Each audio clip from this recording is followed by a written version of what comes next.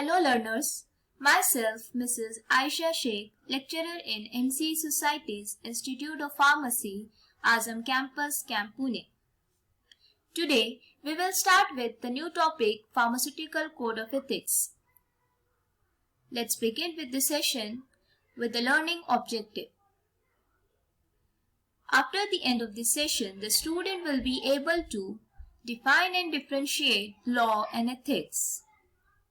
The student will be able to explain the code of pharmaceutical ethics and also explain different role of pharmacist. Let's begin with the definition. Ethics. Ethics means moral principle. It is the science of moral duty, or ethics is nothing but rules by which a profession regulates actions and sets standard for all its members. Pharmaceutical ethics means in relation to pharmacy profession is called the pharmaceutical ethics. Morality means good conduct or behavior and consciousness. Law is defined as the rule of human conduct binding to all person in a state or nation. There is a difference between the law and ethics, where law is defined as rule of human conduct binding to all person in a state or nation, where ethics means rules by which a profession regulates action and sets standard for all its members. If law is broken, a violator may be subjected to punishment of fine or imprisonment.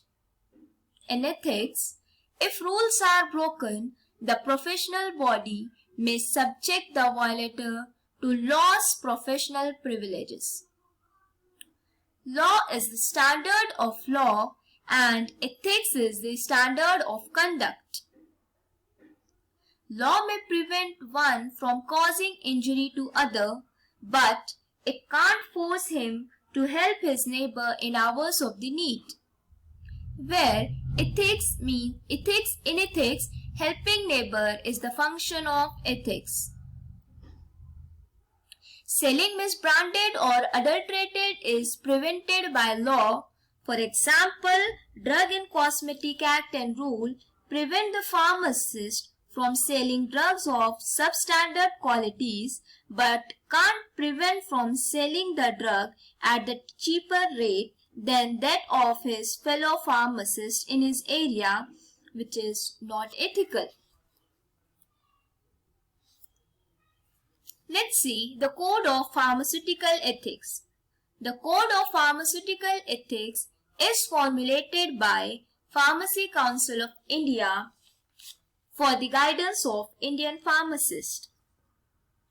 A code of ethics is a carefully formulated system of principles or rules of practice for the guidance of a particular group of individuals, such as the member of profession.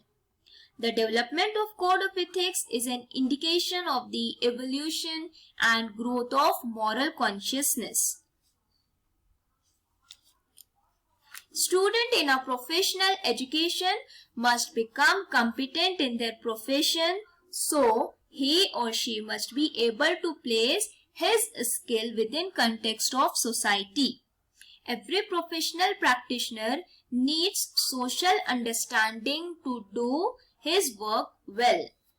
Professional competence and ethical behavior are necessary for practice of any profession. Profession would be lost without their ethical codes. Therefore, it is the duty of all those involved in pharmacy field to be sure that the pharmacist in training knows the standard of professional conduct, that is the code of ethics, and understand that deviation from those standards cannot maintain the status of pharmacy profession. Pharmacy being a profession required knowledge, skill and integrity on the part of those engaged in it. The Code of Pharmaceutical Ethics helps to guide the pharmacist as to how he or she should conduct himself or herself in relation to job, in relation to trade, in relation to profession, and in relation to medical profession. The standard of these professional conduct for pharmacy profession are necessary in public interest to ensure an efficient pharmaceutical service. In addition to give such service, the pharmacist should also avoid any objectionable act or omission. The pharmacist should maintain good social career and have an attitude of service and sacrifice in the interest of the suffering humanity. Next is the pharmacist in relation to his job. Pharmacist in relation to his job include scope of pharmaceutical services, conduct of pharmacy, handling of prescription, handling of drugs, and apprentice of pharmacist.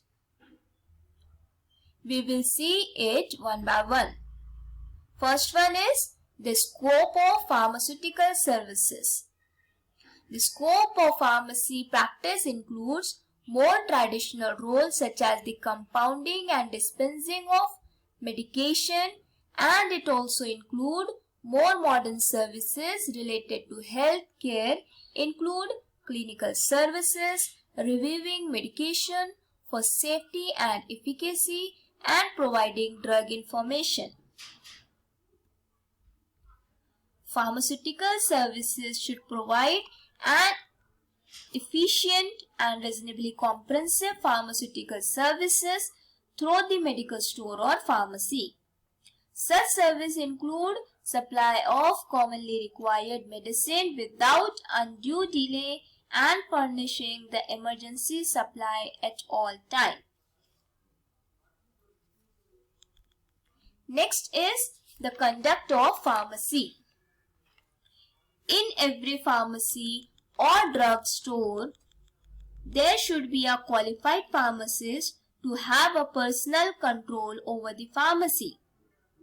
The pharmacist shall be primarily responsible for the observance of proper standard of conduct in connection with it. A pharmacy should be planned in such a way that there is no accidental contamination in the preparation, dispensing, and the supply of medicine. The appearance of premises should reflect the professional character of pharmacy and indicate to the public that the practice of pharmacy is the main purpose of the establishment. Next is the handling of prescription.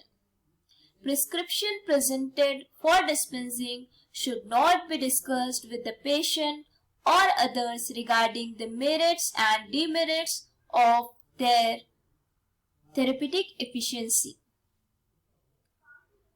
After receiving the prescription, a pharmacist should not even show any expression on his face so that the patient will lose their faith in the physician or the prescriber. No addition, omission, or substitution in ingredients in a prescription should be made without the consent of the prescriber. In case of an obvious error in the prescription, it should be referred back to the prescriber for necessary correction or approval of the change suggested. If at all the change in the prescription is necessary in the interest of the health of the patient, it should not affect the reputation of the physician or the prescriber. A pharmacist should not recommend any particular prescriber. Next is the handling of drugs.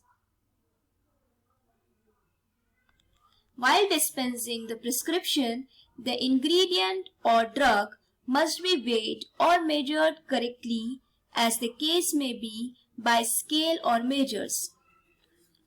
Pharmacists should always use drugs and medicinal preparation standard quality.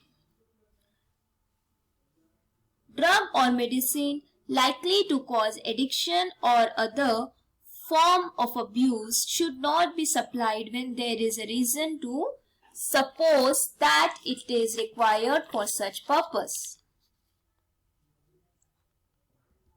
Next is the apprentice pharmacist or a practical training. While imparting a practical training, the in-charge pharmacist should see that the trainee acquire a sufficient technique and skill. No certificate should be granted to the trainee pharmacist before completion of the prescribed period for training or without undergoing practical training or unless the trainee requires sufficient knowledge. So, this is all about the introduction of the Code of Pharmaceutical Ethics. Thank you very much.